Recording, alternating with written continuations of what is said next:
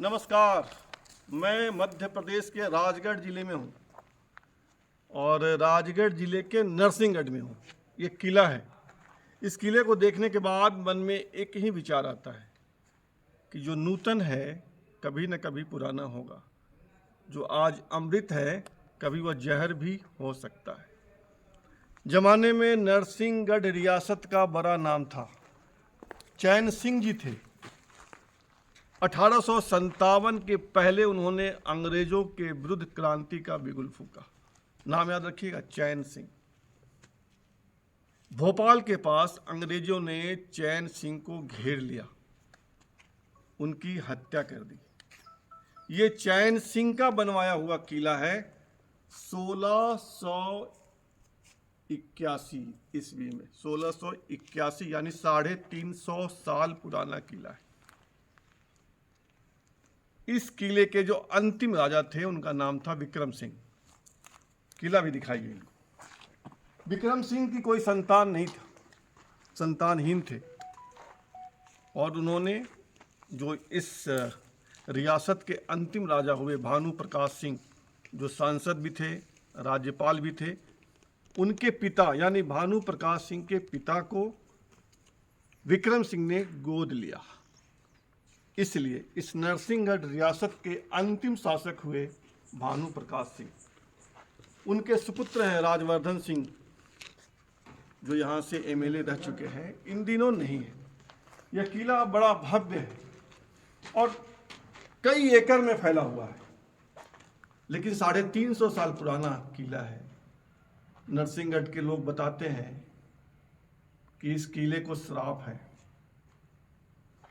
इस किले के जो भी शासक रहे, उनकी संततियों में आज तक कोई ना कोई विकलांग हो ही जाता है, या तो जन्म से या जन्म के बाद।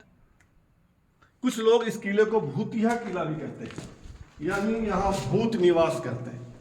शाम का समय है, मुझे यहाँ कोई भूत दिख तो नहीं रहा है, लेकिन कहा जाता है कि यह भूतिया किला है। किले की स्थिति आज बहुत ही खराब है। खंडर हो चुका है, लगभग खंडर।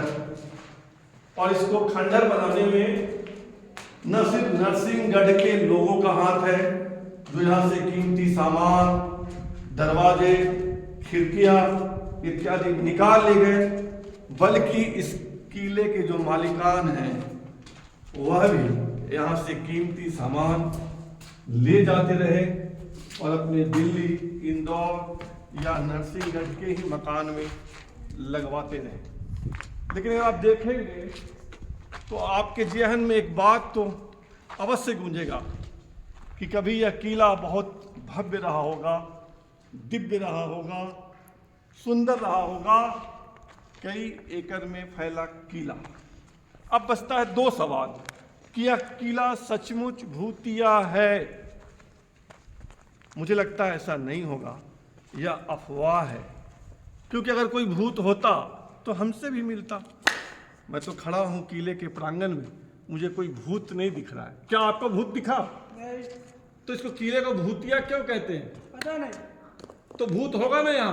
नहीं होगा। तो बुलाइए ना, भूत आओ। अभी नहीं देगा।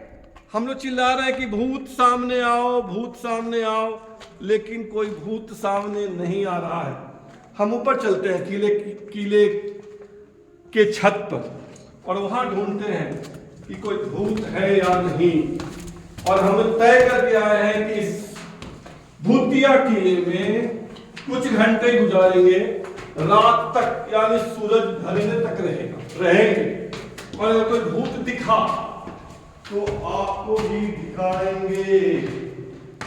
ये देखिए बड़ा सा कमरा है और लोगों ने इसकी क्या हालत बना दी है। शेरो शायरी कर रहे हैं किले के दीवारों पर। यह प्यारा सा रिश्ता टूटे न कभी, ए मेरे दोस्त मुझसे रूठे न कभी, करते हैं हम हर बार यहाँ दुआ रब से, दूर रहकर भी साथ छूटे न कभी। एक दूसरा से लिखा है, शिकायत जिंदगी से क्यों होती है, जो मिला ना सके मोहब्बत से क्यों होती है, कितने कांटे होते हैं चाहत उसी की क्यों होती है, वगैरह वगैरह वगैरह। यही है नरसिंहगढ़ का किला। एक और शेर है, उनकी नफरत में वो दम नहीं जो मेरी चाहत को मिटा दे यारो, मेरी चाहत का समुंदर उनकी सोच से भी गहरा है।